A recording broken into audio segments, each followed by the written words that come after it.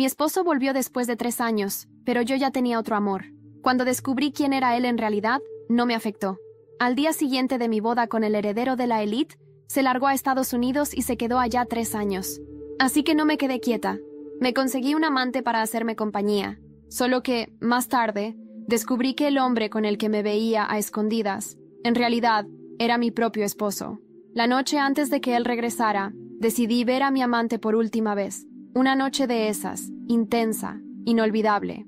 Amor, solo una vez más, murmuré, tirando del cuello de su camisa con las mejillas sonrojadas. Espera, ¿qué pasa?, preguntó. Mi esposo regresa mañana. No dejes marcas muy obvias, ¿sí? Una sonrisita apareció en la esquina de su boca. Está bien. Después, me acurruqué en sus brazos. Él me tomó la mano de repente. Emilia, ¿y si tu esposo se entera de lo nuestro? Sin pensarlo 2 veces, respondí. Me divorcio de él. Tal vez respondí demasiado rápido, porque se quedó medio pasmado. ¿No lo quieres? Sonreí. Le besé la mandíbula y jugué. ¿Estás celoso? Él no dijo nada. Haciendo un puchero seguí. Mi esposo se largó de México al día siguiente de nuestra boda. Ni lo soporto, mucho menos quererlo. A diferencia de ti, que siempre estuviste conmigo. Llueva o truene, tú eres mi favorito. Él acarició mi cabello con ternura. Amor, tranquila. Aunque él regrese, tú siempre vas a ser mi tesoro. Eso no va a cambiar jamás. Te amo. A la luz tenue del cuarto, se quedó mirándome por un buen rato. Al día siguiente, recibí un mensaje de mi suegra pidiéndome que fuera a buscar a mi esposo, Javier, al aeropuerto. Ve temprano. No llegues tarde. A Javier ya no le caes muy bien. Vístete bien. Habla con doña Carmen en la mansión para que te ayude a elegir. No la cagues. Guardé el celular y me fui al aeropuerto. En el camino, me llegó una alerta de farándula. El heredero de la élite, Javier, y Vanessa Salazar regresan a México el mismo día. Rumores de reconciliación amorosa. La foto mostraba el aeropuerto lleno de fans y periodistas. Mi matrimonio con Javier fue arreglado, pero Vanessa Salazar era su verdadero amor de la infancia. Era con ella con quien Javier quería casarse, hasta que, a última hora, me metieron a mí en su lugar. Obvio que se puso furioso, tanto que, el día de la boda, ni miró atrás. Tomó el primer vuelo a detrás de Vanessa, que se había ido a estudiar allá. Pasaron 3 años. Durante ese tiempo, escuché varios rumores sobre ellos. No es que me importara. Pasé esos 3 años muy bien, gracias, gastando su dinero y saliendo con los hombres más increíbles que encontré. Ahora, con su regreso, pensé que el tema sería el divorcio. ¿Y sabes qué? Ni me molestaba. No amaba a Javier. Ni siquiera llegué a conocerlo de verdad. Cuando llegué al aeropuerto, la terminal, que usualmente es un caos, estaba extrañamente vacía. Verifiqué varias veces en el celular si estaba en la hora correcta, y, al no ver a nadie, decidí irme. Fue entonces que se detuvo un coche, un Pagani, igualito al que Javier siempre usaba en las fotos. Del asiento del conductor bajó un hombre. Pedro, el secretario de Javier. Pedro se acercó, muy educado. Doña Emilia, el señor Javier llegó más temprano, y ya se fue a la mansión. Me pidió que le dijera que, si la veía aquí, no esperara. Sonreí y respondí. Entonces dile que no duerma tan profundo esta noche. Pedro se atragantó un poco, pero repitió mis palabras por el radio al hombre del asiento trasero. Dentro del auto, Javier soltó una risa baja. Nadie esperaba que yo fuera a buscar al esposo de todas formas. Esa noche, volví a la mansión. Vanessa estaba sentada en el sofá, al lado de mi suegra. Cuando entré, el ambiente se congeló. Mi suegra forzó una sonrisa. Ah, llegó Emilia. Ven, siéntate. Me senté. Mamá, fui a la hora que usted dijo, pero no encontré a Javier. Pareció incómoda. Me equivoqué con la hora. Perdón, pero ya está de vuelta. Una voz masculina resonó. ¿Me extrañaste, esposa? Fruncí el ceño y miré hacia donde venía la voz. Había algo extrañamente familiar. En el segundo piso, apoyado en la barandilla, estaba un hombre alto, de postura firme. Su rostro estaba cubierto con una máscara, un sombrero y una bufanda. Abrí los ojos, sorprendida, y pregunté con tono medio burlón. Amor querido, ¿te estás escondiendo así porque quedaste demasiado feo para mostrar la cara? Él tosió, incómodo. Mi suegra se rió. ¡Qué tontería, Emilia! A Javier le dio una alergia fuerte durante el viaje. Ah, murmuré. Ella continuó. Javier, vas a tener que enfrentar a tu esposa tarde o temprano, con alergia o sin ella. Ahora que volviste, quédate y construye una relación con Emilia. El rostro de Vanessa se endureció. No se le veía bien la expresión a Javier, pero su voz sonó relajada. Entendido. Entonces Vanessa tomó la palabra. Tía, tengo algo importante que contar, pero no sé si debería. Mi suegra le sonrió, con ese tono cómplice. Habla, hija. Entre madre e hija no hay secretos. Vanessa me lanzó una mirada furtiva antes de decir, mi hermana está saliendo con otro hombre. El silencio cayó como una losa en la sala. Vanessa ya parecía preparada. Sacó unas fotos de su bolso y se las entregó a mi suegra. Estas las tomó un paparazzi. Menos mal que conozco al editor. Si no, ya se habría filtrado a los medios. Tía, juro que quería evitar este escándalo. Pero estoy en un dilema. Si lo oculto, traiciono a Javier y a la familia. Si lo cuento, mancho la reputación de Emilia. Por suerte, solo nuestras familias lo saben. Y como Javier tampoco la quiere, tal vez hasta sea lo mejor. Que cada quien siga su camino. Lo dijo como si estuviera siendo la más justa del mundo. Eché un vistazo rápido a las fotos. Yo, entrando y saliendo de una villa, abrazada y besando a un hombre en la puerta, y luego saliendo deprisa por la mañana. Las fotos eran algo oscuras, pero la ropa de marca exclusiva que llevaba puesta lo delataba todo. Mi suegra hojeaba las fotos, cada vez más pálida. Fue entonces cuando la voz del segundo piso volvió a sonar, grave. Mamá, sube, necesito hablar contigo. Nunca pensé que lo que empezó como un matrimonio arreglado en Sevilla terminaría con un escándalo tan cuidadosamente construido. Mi nombre es Emilia de la Vega, y lo que voy a contar no es una historia de amor. Es una historia de poder, secretos, y la caída de todos aquellos que un día pensaron que podían jugar conmigo. Todo empezó el día que Javier regresó a España después de 3 años desaparecido. Nuestro matrimonio fue poco más que una transacción entre familias de renombre, los de la Vega y los Montellano. Yo, la heredera rebelde de un linaje tradicional. Él, el hijo perfecto, criado en la alta sociedad madrileña, ambicioso, frío, distante. La noche antes de su llegada, estuve con mi amante, él, que durante esos 3 años fue mi único refugio, el único que me tocaba como si no le importara ni mi apellido ni mi pasado. Era mi secreto, mi único escape, y esa noche fue especial. Nos miramos como si supiéramos que todo cambiaría a la mañana siguiente. Amor, solo una vez más, le susurré mientras tiraba de la solapa de su camisa. Mis mejillas estaban encendidas, y su olor me embriagaba. ¿Qué pasa?, preguntó él, sin dejar de acariciarme la espalda. Mi marido vuelve mañana. No dejes marcas demasiado visibles, ¿vale? Se rió. Ese tipo de risa que es mitad burla, mitad deseo. Está bien, respondió, antes de besarme con más fuerza. Después de hacer el amor, me tomó de la mano y me miró con esa mezcla de miedo y ternura que nunca supe cómo leer del todo. Emilia, ¿y si tu marido descubre lo nuestro? No dudé. Me divorcio de él. Lo dije tan rápido que noté cómo se tensó. ¿No le quieres? Le sonreí. Besé su mandíbula y solté, casi en broma. ¿Estás celoso? No contestó. Solo me abrazó con más fuerza, como si pudiera retener el momento un poco más. A la mañana siguiente, mi suegra, doña Carmen Montellano, me mandó un mensaje. Ve a recoger a Javier al aeropuerto de Barajas. No llegues tarde. Javier ya no te tiene en buena estima. Habla con doña Mercedes en la mansión para ver qué ponerte. No arruines todo. Le hice caso, por protocolo, no por respeto. En el camino, mi móvil vibró. Era una notificación de Prensa Rosa. El heredero Javier Montellano y Vanessa Salazar regresan juntos a España. ¿Reconciliación amorosa a la vista? La foto mostraba una multitud en el aeropuerto, cámaras, fans, y ellos dos, caminando juntos. Parecían una pareja de portada. Perfectos, intocables. Cuando llegué al aeropuerto estaba extrañamente vacío. Ni rastro de Javier, ni de prensa, ni de Vanessa. Revisé la hora, la terminal, todo. Iba a marcharme cuando un Pagani blanco se detuvo frente a mí. Del coche bajó Pedro, el secretario personal de Javier. Doña Emilia. El señor Javier llegó antes. Me pidió que, si la veía, le dijera que no le espere. Ya está en la mansión. Le miré fijamente. No me tembló la voz. Dile que no duerma tan profundo esta noche. Pedro tragó saliva. Repetí sus palabras en la radio, sabiendo que Javier estaba escuchando desde el asiento trasero. Un segundo después, escuché una carcajada apagada. Lo supe en ese momento. Me estaban subestimando. Esa noche, volví a la mansión Montellano. Al entrar al salón, me encontré con doña Carmen y Vanessa sentadas en el sofá. Vanessa llevaba un vestido negro entallado. Doña Carmen, una blusa de seda. Las dos tenían cara de haber estado esperándome. «Ah, Emilia», dijo doña Carmen, fingiendo calidez. «Ven, siéntate». Lo hice, sabiendo perfectamente que esa no era una invitación amable. Fui al aeropuerto a la hora que me indicó, dije, pero Javier no estaba. Doña Carmen desvió la mirada. Vanessa sonrió como quien guarda un as bajo la manga. Me confundí de hora, respondió la señora. Pero ya está de vuelta. Entonces, una voz masculina resonó desde el segundo piso. ¿Me echaste de menos, esposa? Levanté la mirada hacia la barandilla.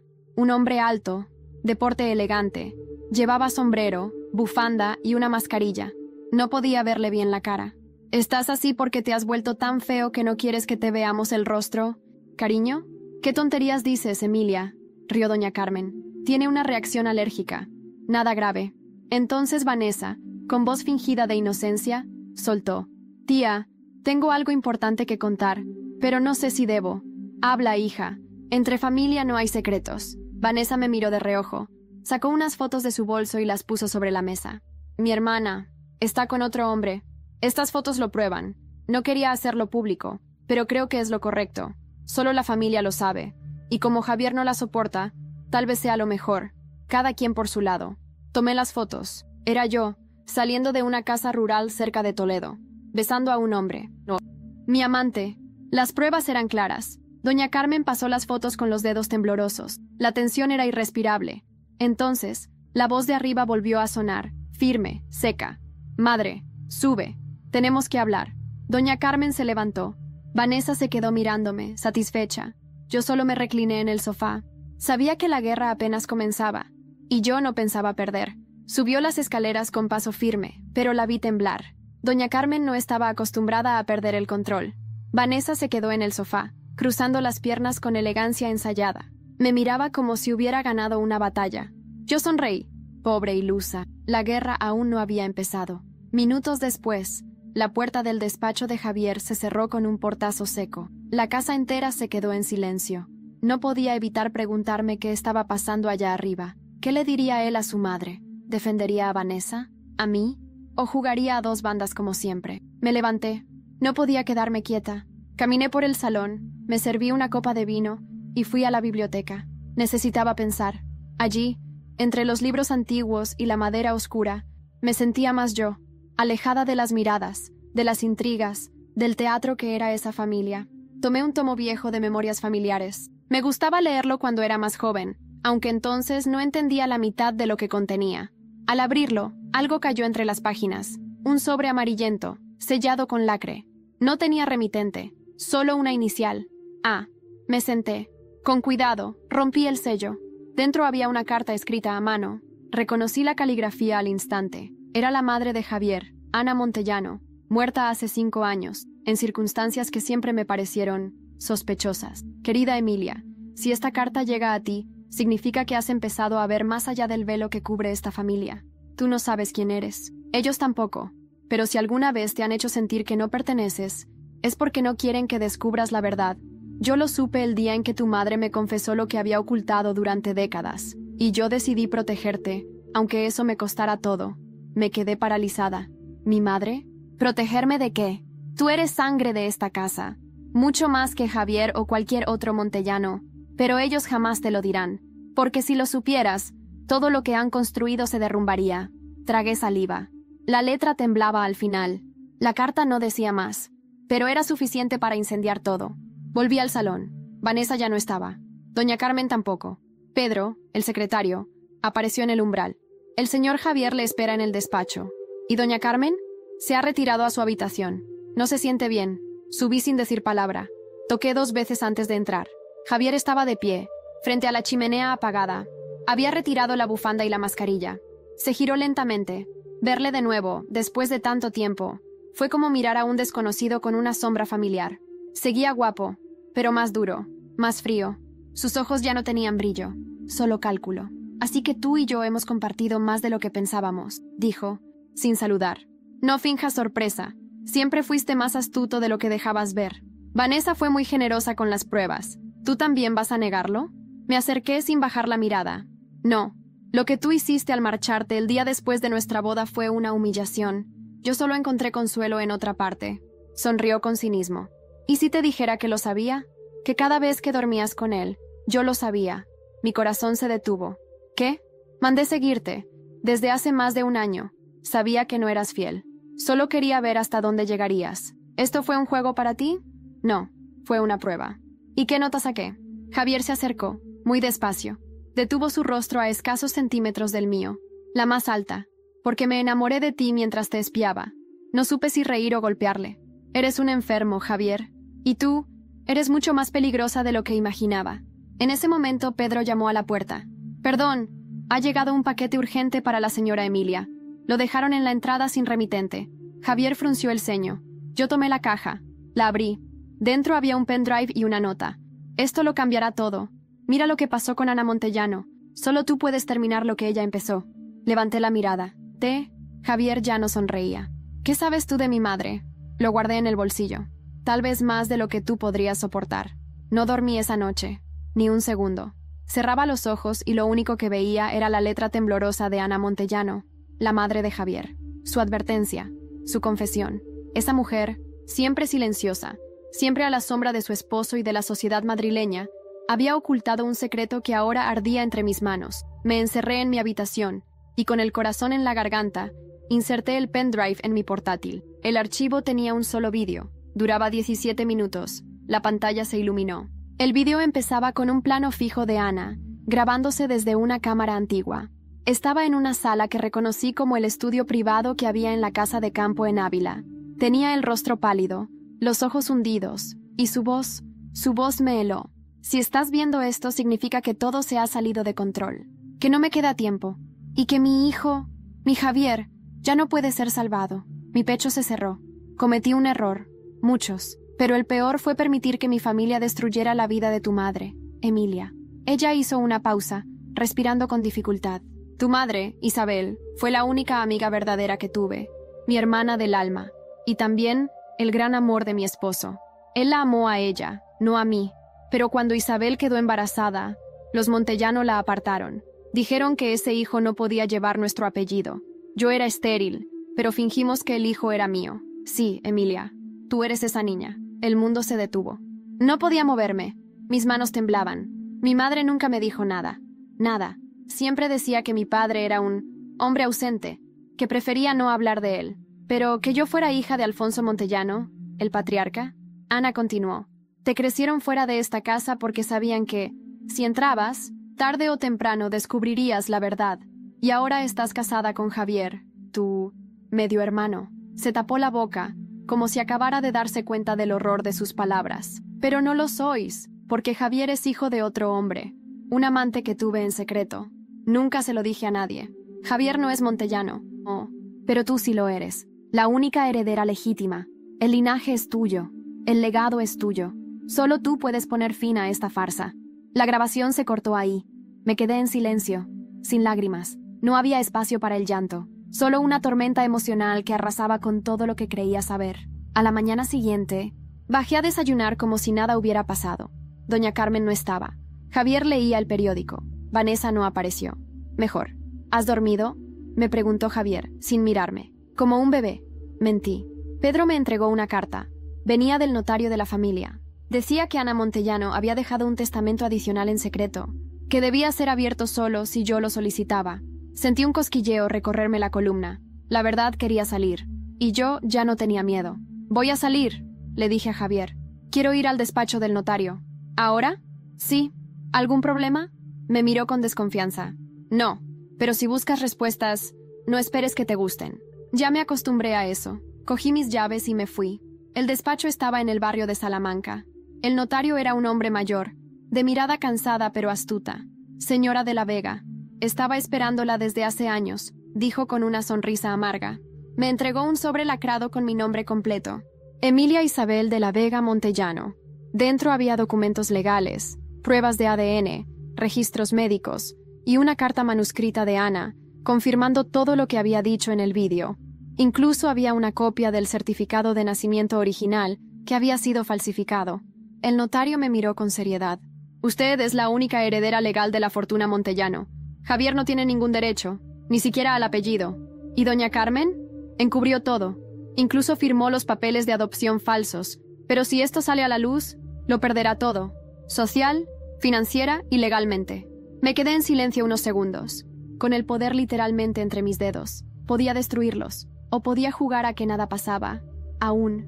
De regreso a la mansión, Javier me esperaba en el salón. ¿Dónde estuviste realmente? Me preguntó, cruzado de brazos. En la notaría.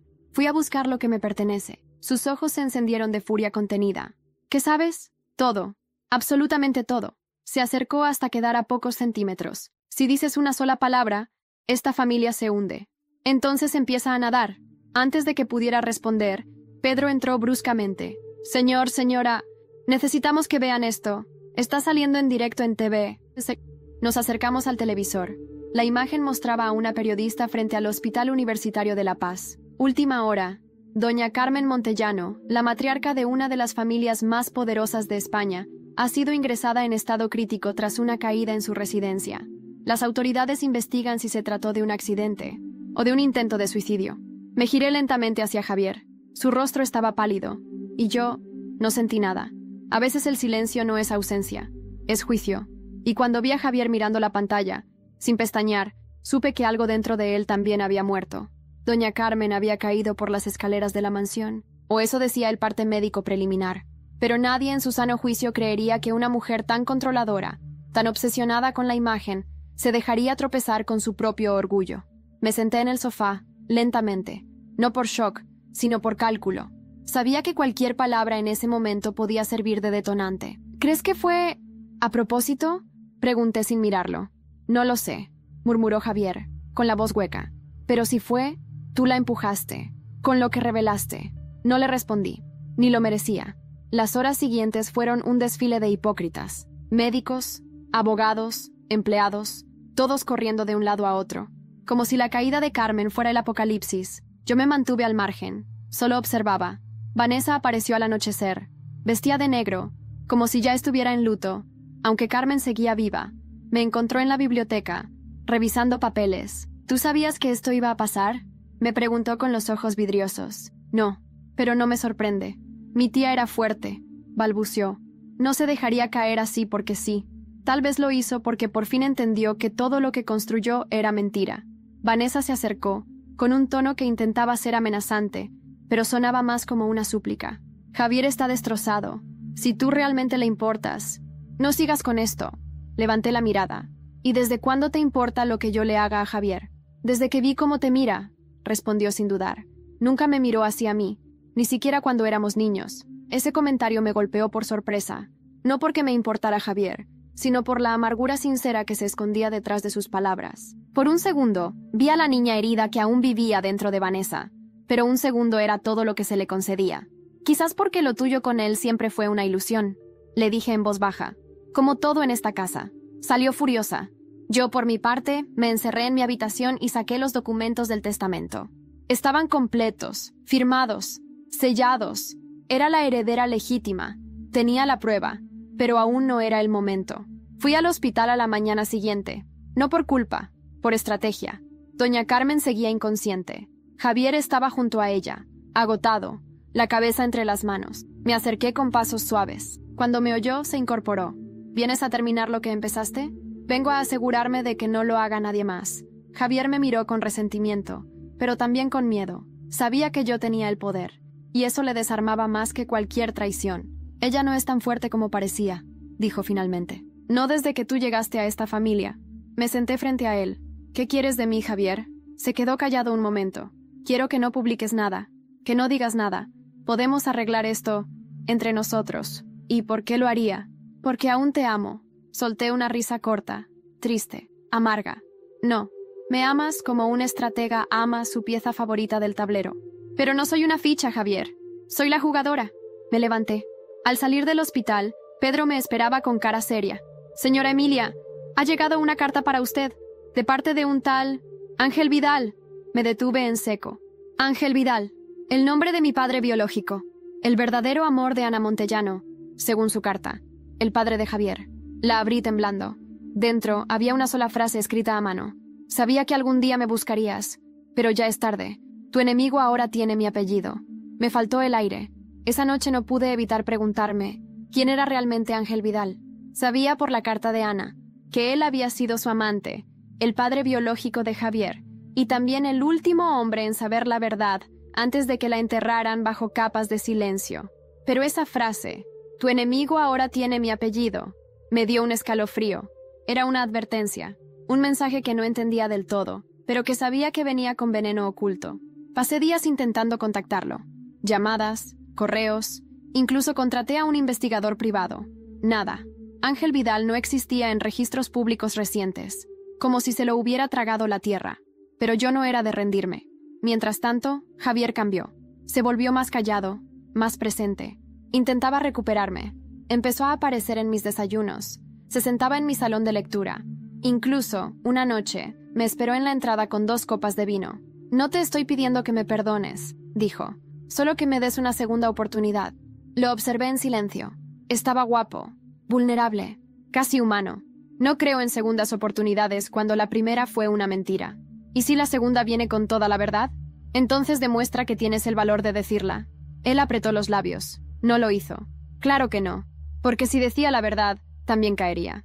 Igual que su madre. Igual que su linaje. Esa misma semana, la abogada de la familia me llamó. El despacho Montellano estaba en crisis, cuentas congeladas, demandas de antiguos socios, y entre los documentos, un nombre se repetía: Corporación Vidal Group. Al leerlo, me congelé. ¿Puedes investigar quién está detrás de esa empresa?, pregunté sin disimular el temblor en mi voz. 2 días después, recibí la respuesta. La empresa está registrada a nombre de Santiago Vidal. ¿Y quién es Santiago Vidal? El hijo de Ángel Vidal, empresario emergente en Barcelona. Ha comprado discretamente acciones de empresas vinculadas a los Montellano durante los últimos 2 años. Ahora posee casi un 35% de todo el grupo familiar. Me quedé helada. Javier no solo tenía a un padre secreto, también tenía un hermano, y ese hermano estaba devorando lentamente el imperio Montellano desde dentro. Me fui a Barcelona esa misma noche. No avisé a nadie. Solo Rebeca, mi amiga periodista, lo supo. Me acompañó como siempre lo hizo, en silencio, sin preguntas, con esa lealtad que solo una amiga de verdad puede tener. Nos presentamos en la sede de Vidal Group. Nos recibió una asistente elegante, profesional. El señor Santiago los verá, pero solo a usted, señora de la Vega. Rebeca me miró con un gesto de cuidado. Yo asentí y entré. Allí estaba él, Santiago Vidal, joven, apuesto, con esa aura de control que pocas veces se ve fuera de una sala de ajedrez. Me ofreció asiento. Yo no lo tomé. ¿Sabes quién soy? Claro que sí, Emilia. Eres la mujer que está a punto de arruinar a mi medio hermano. ¿Por qué lo estás haciendo tú? Porque yo también tengo cuentas pendientes con esa familia. Y porque el legado Montellano me pertenece tanto como a ti. ¿Quieres destruir a Javier? No. Quiero lo que me corresponde. Si Javier cae en el camino, no es culpa mía. Me lo dijo sin rencor. Como si hablara del clima. Como si todo esto fuera inevitable. ¿Y yo qué tengo que ver en tu juego? Santiago se levantó. Se acercó. Me miró directamente a los ojos. Porque tú eres el centro del tablero. Sin ti, ninguno de nosotros tiene derecho a nada. Pero contigo, yo puedo reescribir toda esta historia. ¿Y qué propones? Una alianza. Tú y yo. Recuperamos lo que es nuestro. Y cuando todo esté en nuestras manos, decidimos si se merece una redención o un castigo. Lo miré. Estaba ofreciéndome poder, venganza, justicia, pero también una guerra sin retorno. Le tendí la mano. De acuerdo. Esa misma noche Javier me llamó. ¿Dónde estás? Lejos de ti. ¿Con quién? Con alguien que sabe quién soy y que no me miente cada vez que me besa. Silencio. Emilia, vuelve. ¿Y si ya no quiero volver? Colgó. A la mañana siguiente, recibí una notificación en mi móvil. Una cuenta anónima había filtrado a la prensa un documento que lo cambiaba todo. El certificado de nacimiento falsificado de Javier Montellano. Y el titular lo decía todo. El heredero Montellano no es un Montellano. Lo vi por todas partes. Twitter, televisión, periódicos digitales. La noticia se había propagado como una explosión controlada. Una que yo no detuve. Ni intenté. Javier Montellano no es un Montellano legítimo. Documentos filtrados lo desenmascaran como hijo de un extramarital ocultado por la familia durante décadas.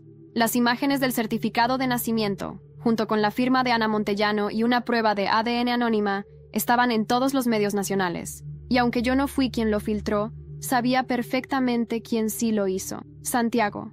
La alianza estaba sellada, y eso significaba que no había vuelta atrás. La guerra había comenzado, y ahora el tablero ardía. Esa mañana, regresé a Madrid sin avisar. Al llegar a la mansión, Pedro me esperaba en la entrada, visiblemente alterado. Señora Emilia, la prensa está rodeando el perímetro. Javier no ha salido desde anoche. No ha hablado con nadie. Asentí. Entré en la casa en silencio. Cada rincón tenía ese aroma antiguo que ahora me parecía podrido. Subí directamente al despacho. La puerta estaba entreabierta. Javier estaba allí dentro, solo, mirando por la ventana con una copa de coñac en la mano. No se giró cuando me oyó entrar. ¿Viniste a ver los restos de lo que ayudaste a derribar?, dijo sin mirarme. Vine a ver si aún queda algo de ti, debajo de toda esa fachada. Se giró lentamente. Su rostro estaba hinchado, como si no hubiera dormido. Tenía la mirada de alguien que acaba de entender que perdió el control. ¿Lo filtraste tú? No, pero no lo detuve. Javier dejó la copa sobre el escritorio con fuerza. ¿Tú no entiendes lo que esto significa? ¿Que ya no puedes llamarte Montellano sin que se rían en tu cara? Que no tengo nada, Emilia. Nada. Me lo han quitado todo. Tú, Santiago, mi madre desde la tumba. Yo no te quité nada. Solo desenterré lo que ya estaba podrido. Se acercó. Ya no había arrogancia en él. Solo ruina. Dime qué quieres. Dinero. Poder. Un apellido. Dímelo y te lo doy. Lo miré a los ojos. Esa súplica no era de amor. Era de un hombre que se ahoga y agarra a quien sea para no hundirse. Quiero que te vayas. De mi vida. De esta casa. De todo. Su mandíbula se tensó. Dio un paso atrás. ¿Y si no lo hago? Entonces haré público el testamento de Ana. Y créeme, perderás lo poco que te queda. Se quedó quieto. Lo sabía. Lo entendía. Yo tenía el as bajo la manga. Y esta vez no me temblaba la mano. Me giré para marcharme. Antes de salir, lo escuché decir en voz baja. Emilia, yo sí te quise. Aunque no lo creas. No me detuve. No esta vez. Esa noche fui a casa de Rebeca. Encendimos una chimenea improvisada con vino barato y papas bravas, como hacíamos cuando éramos estudiantes. Le conté todo. Absolutamente todo. Hasta lo de Santiago. ¿Confías en él?, me preguntó escéptica. No, respondí. Pero ahora mismo, es el único que no me ha mentido en la cara. ¿Y qué viene ahora? Ahora se rompe todo. Y no exageraba. 2 días después, Rebeca me despertó con una llamada. Su voz temblaba. Emilia, tienes que ver esto. Está en todos los canales. Encendí la televisión. Vanessa Salazar fue detenida esta madrugada en el aeropuerto de Barajas con una maleta repleta de documentos bancarios vinculados a cuentas en paraísos fiscales. La policía investiga si hay relación con la red de corrupción financiera de los Montellano. Mi copa de café cayó al suelo. ¿Qué demonios hizo?, grité. Rebeca suspiró. Al parecer, intentaba huir del país, pero alguien la delató. Mi mente se activó al instante. Miré el teléfono. Un mensaje nuevo. Una pieza menos. S. Santiago. Jugaba rápido, implacable. Y ahora había empezado a ejecutar el plan. A su manera. No esperaba tenerle lástima a Vanessa. La última vez que la vi fue en una gala de beneficencia, hace unos meses, vestida con un Carolina Herrera que parecía cosido a mano por ángeles. Esa noche, ella reinaba. Miraba por encima del hombro. Hablaba en francés. Era intocable. Ahora la mostraban esposada, con ojeras profundas, el pelo desordenado y la voz ronca mientras los policías la metían en el furgón. Parecía otra mujer, una sombra.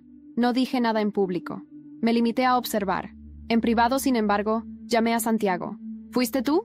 Su voz no titubeó ni un segundo. Sí, era un eslabón débil. Iba a traicionarnos. Tenía información bancaria de tu suegra, de tu marido y... sí, de ti también. Pensaba usarla como moneda de cambio para escapar. Podías haberme dicho. No tengo que consultarte cada movimiento. ¿Somos aliados o pareja sentimental? El comentario me pinchó más de lo que debería. Somos un pacto, Santiago. Pero si quieres que siga en pie, no vuelvas a hacer nada sin mí. Se rió con calma. Entendido. Colgué con un sabor amargo. Me daba cuenta de algo que no había querido aceptar. Santiago era como Javier, solo que más elegante, más paciente, y quizás más peligroso. Rebeca vino esa tarde. Estaba alterada. Llevaba el móvil lleno de capturas y archivos.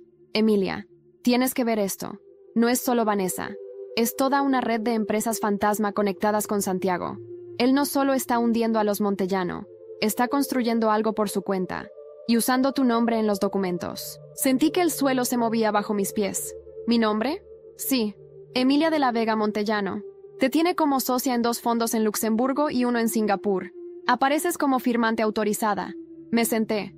Abrí los archivos. Era cierto. Lo confronté al día siguiente. Esta vez, fui a su oficina en Barcelona sin previo aviso. Entré sin pedir permiso. Lo encontré en su despacho, revisando planos. Usaste mi nombre en cuentas que no autoricé. ¿Me vas a dar una buena razón para no entregarte a Hacienda? Santiago ni se inmutó. Levantó la mirada, suave. Si me entregas, caes tú también. Lo sabes. Tú me dijiste que esto era por justicia. Y lo es. Pero la justicia también necesita capital. Tú lo sabes mejor que nadie. ¿Me estás chantajeando? Te estoy recordando lo que está en juego. Ese día me di cuenta. Santiago no era un aliado. Era otro poder más que quería usarme para llegar al trono. Me marché sin decir una palabra más. Cuando volví a Madrid, encontré la mansión Montellano sumida en el caos. Javier estaba encerrado. No hablaba con nadie. Pedro me recibió en la entrada. Emilia, no sé cómo decir esto. Habla. Doña Carmen ha despertado. Mi corazón dio un vuelco. Corrí al hospital. Ella estaba en una habitación privada, rodeada de médicos. Tenía los ojos abiertos, el rostro pálido, pero una lucidez que no había visto en ella desde que la conocí. Cuando me vio, me hizo un gesto para que me acercara. Así que al final ganaste, susurró. Lo sabías todo. Me senté junto a ella. No por cariño, por necesidad. Sí, pero no hice esto para ganar. Lo hice porque me cansé de ser un peón. Doña Carmen tomó aire con dificultad. ¿Sabes por qué te eligieron a ti para casarte con Javier? La miré. Porque eras hija de Isabel, y sabíamos que eras Montellano. Me quedé helada. Entonces, ¿me criaron como ajena sabiendo quién era? Porque eras nuestra póliza de seguro. Si todo salía mal con Javier, tú podías heredar sin escándalo. Pero te enamoraste del caos. Te volviste peligrosa. ¿Y ahora? Ahora, solo te queda una cosa por hacer. Acabar con esto. Todo. Derriba la casa, Emilia. Derríbala, pero hazlo sin perderte tú en el proceso. La respiración se le volvió pesada. Las máquinas empezaron a sonar. Corrí a llamar a los médicos. La sacaron de la habitación. Yo me quedé allí, paralizada, sabiendo que esas fueron sus últimas palabras, y sabiendo que me había dado permiso. Esa misma noche, redacté un comunicado para la prensa. Lo firmé como Emilia Isabel de la Vega Montellano, legítima heredera del patrimonio montellano. Declaré la disolución de la fundación familiar, congelé todos los fondos asociados a Santiago Vidal y anuncié una investigación formal sobre los manejos financieros de toda la familia. Al día siguiente, amanecí con el móvil explotando. Un nuevo titular recorría los medios. Javier Montellano desaparece tras la declaración pública de Emilia. Se sospecha que ha abandonado el país con identidad falsa. Me quedé mirando la pantalla. Lo que empezó como un matrimonio por obligación, ahora era una guerra sin rostro. Y yo ya no sabía si estaba ganando o perdiéndome en el camino. El silencio, ese que viene después del ruido de una bomba, fue lo único que quedó tras el anuncio. Mi nombre llenaba titulares. Mi imagen se repetía en todos los canales. Ya no era la esposa ignorada, ni la nuera soportada. Era la mujer que destruyó a los Montellano. Y aunque eso me daba una cierta satisfacción, había algo más que me perseguía como una sombra alargada en cada rincón de la mansión vacía. Javier había desaparecido. Nadie sabía si se fue por voluntad propia o si estaba huyendo. Lo cierto es que no dejaba rastro, ni llamadas, ni tarjetas, ni movimientos bancarios. Ni siquiera Santiago tenía idea de dónde podía estar. O eso me decía, aunque ya no le creía una sola palabra sin una firma, un sello y testigos. Rebeca vino a verme a los 2 días. Había algo distinto en ella. No traía noticias, ni recortes, ni documentos. Traía un sobre blanco, simple, sin remitente. Lo dejaron en la redacción, dijo, dejándolo sobre la mesa. Es para ti. Lo abrí. Dentro había una carta escrita a mano. Emilia, no esperes redención de mí. No la merezco, pero sí quería darte algo antes de irme. Hay una cuenta a tu nombre en Zúrich. No es de los Montellano.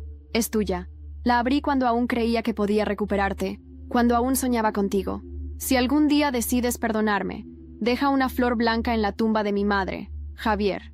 Me quedé mirando la letra. Era suya. No había duda. Sentí una punzada. No amor, no culpa, sino algo más complejo, una nostalgia amarga por lo que nunca fue. ¿Qué vas a hacer?, preguntó Rebeca sentándose a mi lado.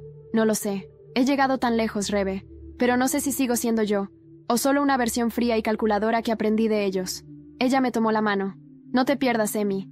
Has hecho justicia, pero si destruyes todo, incluso lo bueno, ¿qué te queda? Me quedé en silencio. Era la primera vez que alguien me preguntaba eso. Yo también quería saberlo. Esa noche no dormí. Recorrí cada rincón de la mansión como si estuviera despidiéndome de una prisión de oro. Llegué a la biblioteca, a esa silla vieja junto a la ventana, allí, donde todo había empezado. Allí donde encontré la carta de Ana Montellano. Saqué su video una vez más. Lo vi entero. Esta vez no para buscar respuestas, sino para ver a una mujer que había fallado. Y aún así tuvo el valor de advertirme. No cometas mi error. No te conviertas en uno de ellos para vencerlos. porque al final, tú también desaparecerás. Me levanté. Al día siguiente, convoqué a una rueda de prensa en Madrid. Rebeca me acompañó, aunque sabía que no estaba del todo de acuerdo con lo que iba a hacer. ¿Estás segura?, me preguntó mientras ajustaban los micrófonos. Sí, es hora de cerrar esto. Los periodistas esperaban con morbo. Esperaban una ejecución pública. Pero yo les di algo más raro aún. La verdad sin adornos. Mi nombre es Emilia de la Vega Montellano, dije, con la voz firme, y soy la heredera legítima de una familia que construyó su imperio sobre el silencio, el dolor y la manipulación. Hoy anuncio que renuncio a cualquier beneficio económico derivado de ese legado. Los bienes serán cedidos a una fundación en nombre de Ana Montellano e Isabel de la Vega para apoyar a mujeres silenciadas por estructuras de poder. Lo que he hecho no fue por venganza, fue por memoria, por justicia, y ahora me retiro. Las cámaras estallaron. Nadie lo esperaba. Algunos me aplaudieron. Otros dijeron que era un truco mediático. No me importaba. Esa era mi última jugada. Esa noche regresé a casa con Rebeca. Brindamos con cava barato y bocadillos de jamón como cuando éramos universitarias. ¿Y ahora qué?, me preguntó. Ahora me voy. ¿A dónde? No lo sé. A escribir. A vivir. A no ser la de la Fortuna Montellano, por una vez. Me abrazó. Fue el abrazo más real que sentí en años. 2 días después fui sola al cementerio de El Escorial. Busqué la tumba de Ana. Era sencilla, rodeada de flores frescas. Saqué una blanca de mi bolso. La coloqué en silencio. Te perdono. A ti. A él, todavía no. Me giré para irme. Pero al llegar a la salida, una voz me detuvo. Sabía que vendrías. Me volví. Javier estaba allí, con una barba descuidada, ojeras marcadas, y la misma mirada que me enamoró una vez en la sombra.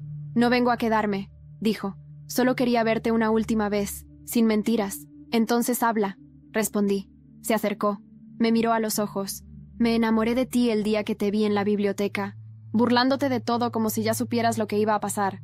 Y aún así me odié por no ser suficiente. Javier, solo quería que lo supieras. Puedes seguir odiándome, pero no te vayas sin eso. Me quedé en silencio. Le di un beso en la mejilla. Nada más, nada menos. Adiós, Javier. Y me fui. La historia aún no había terminado. Pero ahora, por primera vez, era mía. 3 meses después de aquella rueda de prensa, yo ya no era la mujer de los titulares. Había desaparecido de las columnas de Sociedad, de las tertulias de escándalos familiares y de las miradas altivas que se intercambian en las terrazas del barrio de Salamanca. Vivía en un pequeño apartamento en Menorca, frente al mar. Lo alquilé sin pensarlo mucho. Solo necesitaba un lugar donde nadie esperara nada de mí. Escribía. Por fin. Había empezado un manuscrito. No sabía si era una novela, un testimonio o una catarsis disfrazada. Solo sabía que cada palabra que escribía me liberaba un poco más de todo aquello que había sido forzada a hacer. Rebeca me llamaba cada semana. Seguía en Madrid, trabajando en una serie de reportajes sobre mujeres atrapadas en redes de poder. Me mandaba artículos, fotos, hasta risas grabadas. Fue la única constante que quedó intacta. Un día, sin avisar, apareció en mi puerta. No podía más con los mensajes de voz. Necesitaba ver si ya tienes canas o solo te las estás arrancando. Nos abrazamos como si fuésemos adolescentes otra vez. Trajo vino, galletas saladas y una noticia. Santiago ha desaparecido. ¿Qué?, pregunté, sin disimular el sobresalto. Se largó. Cerró su oficina en Barcelona. Liquidó activos. Transfirió todo a cuentas en Dubái y Hong Kong. La policía no tiene pruebas suficientes para acusarlo, pero lo están buscando por fraude internacional. Me quedé en silencio, mirando el mar por la ventana. ¿Crees que me traicionó desde el principio? No lo sé, pero sabía moverse. Jugó contigo, y contigo. Arrasó con todos. Como buen montellano, aunque no lo fuera, nos reímos. Fue una risa amarga, pero también liberadora. Lo peor ya había pasado, o eso creía. 2 días después, volviendo del mercado, encontré una carta clavada en la puerta de mi apartamento. No tenía sello ni remitente, solo un nombre. Isabel de la Vega, mi madre. El corazón me dio un vuelco. La abrí con manos temblorosas. Dentro había una carta que parecía haber estado guardada años, doblada con delicadeza, escrita con tinta azul. Hija, sé que algún día descubrirás quién eres, y también sé que ese descubrimiento puede romperte o fortalecerte. Te alejé de esa familia para salvarte, pero el destino tiene formas crueles de arrastrarnos al centro del fuego que intentamos evitar. Si estás leyendo esto, es porque Ana cumplió su promesa, porque ella, a su manera, también quiso protegerte. No te dejes consumir por lo que heredaste. No eres solo sangre, eres también lo que construyes. Yo confié en ti. Siempre. Te quiere, mamá. Lloré. Lloré como no había llorado desde que todo comenzó. No por dolor, sino por fin, porque con esa carta se cerraba el último capítulo que no había escrito yo. Cuando se lo conté a Rebeca, ella me dijo algo que nunca voy a olvidar. Has ganado, Emilia, pero ganaste sin olvidar de dónde venías. Eso te hace diferente. ¿Y ahora qué hago con esa diferencia? La usas. Para vivir.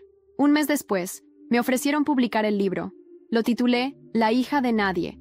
Aunque todos los nombres eran reales, lo presenté en Madrid, bajo la lluvia, con Rebeca a mi lado. Nadie de los Montellano asistió, ni falta hacía, pero en la fila para firmar ejemplares, entre decenas de lectores, vi una figura familiar. Un hombre mayor, delgado, con bastón, ojos grises, y una flor blanca en la solapa. Ángel Vidal. Se acercó sin miedo. Me tendió la mano. No vengo a pedirte perdón, dijo. Bien, porque no estoy regalando ninguno. Solo quería ver en qué se convirtió todo aquello que arruinamos. Lo miré en silencio. Se convirtió en una verdad que ya no me asusta. Me dejó un sobre. Aquí tienes el resto de lo que te pertenece. Ya no hay más sombras. Emilia. Y se fue.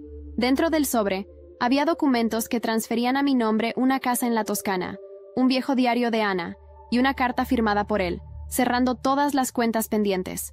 Aquella noche, supe que, por fin, no le debía nada a nadie, y aunque no sabía cuál sería el próximo capítulo, tenía claro que sería mío.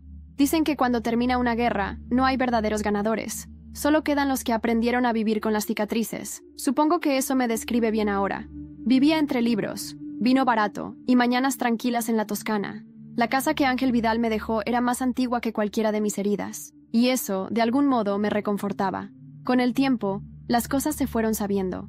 Algunas me las contaron, otras llegaron solas, como esas cartas que uno ya no espera pero que igual llegan, llenas de palabras no dichas. Javier Montellano, por ejemplo, nunca fue encontrado por la policía. Las cámaras del aeropuerto de Lisboa lo captaron abordando un vuelo privado hacia Casablanca con documentación falsa. Se decía que vivía en Marruecos bajo otro nombre, manejando una cadena de hoteles de lujo. Nadie lo denunció. Nadie lo buscó después de un tiempo. Era como si España hubiera decidido olvidarlo. Lo último que supe de él fue una postal, sin firma, que llegó a mi buzón. Solo decía: a veces el silencio también es amor. Gracias por dejarme marchar. No sé si era real, pero tampoco importaba. Él fue parte de un capítulo que ya no reabriría. Vanessa Salazar, en cambio, no corrió con tanta suerte. Fue condenada por evasión fiscal y asociación ilícita. Cumplió una pena reducida en un centro penitenciario de régimen abierto. Al salir, desapareció de la vida pública. Algunos dicen que vive en un pueblo cerca de Salamanca, donde da clases de ballet a niñas. Otros dicen que se fue a Sudamérica con un nuevo apellido. Lo único cierto es que nunca más volvió a aparecer en los círculos de poder que tanto amó. Doña Carmen Montellano falleció 2 semanas después de su última conversación conmigo. Murió en su cama, rodeada de enfermeras, sin testamento actualizado. Su legado fue una red de cuentas bloqueadas, empresas quebradas y una historia manchada por el orgullo. Nadie acudió a su entierro. Solo Pedro, el secretario fiel, dejó flores blancas en su tumba. A él le ofrecí trabajo cuando todo terminó. Lo rechazó. Dijo que había prometido servirse solo de los que creía honorables. Y se fue. Nunca más lo vi. Santiago Vidal. Ese fue el más enigmático de todos. Su rastro se perdió entre fronteras y paraísos fiscales. Pero una vez, en una librería de Florencia, una empleada me contó que un hombre español de ojos grises había comprado todos los ejemplares de La hija de nadie, el día que se publicó en italiano. Pagó en efectivo, y dejó una rosa blanca entre las páginas de uno de ellos. Desde entonces, cada año, en el aniversario de la publicación, me llega una rosa igual, sin nota, sin origen. Rebeca, mi Rebe, sigue en Madrid. Se convirtió en una periodista reconocida por su trabajo sobre redes de poder y mujeres silenciadas. Fundamos juntas la Fundación Isabel, con los fondos recuperados, para apoyar a mujeres víctimas de chantajes familiares y matrimonios forzados. Viajamos juntas cada año. Nuestra última parada fue Marruecos, no por casualidad. Y yo aprendí a vivir sin rabia. Aprendí que el perdón no siempre se pronuncia en voz alta. A veces es solo el acto de seguir adelante sin llevar el pasado como grilletes. Mi libro se tradujo a 8 idiomas. Me invitan a hablar en universidades. Me llaman la mujer que enfrentó a la aristocracia. Yo me río. No enfrenté a nadie. Solo dejé de huir. Mi madre, Isabel, fue quien me salvó sin que yo lo supiera. Ana me dejó las pistas, y yo solo tuve el valor de seguirlas. Ahora camino por la Toscana en sandalias, con el viento en la cara, y los días pasan sin que nadie me grite por dentro. Es raro, es hermoso. Hoy, en mi escritorio, hay un nuevo cuaderno. Página en blanco, sin títulos, sin planes, solo el presente. Y por primera vez en mi vida, no tengo miedo de escribirlo.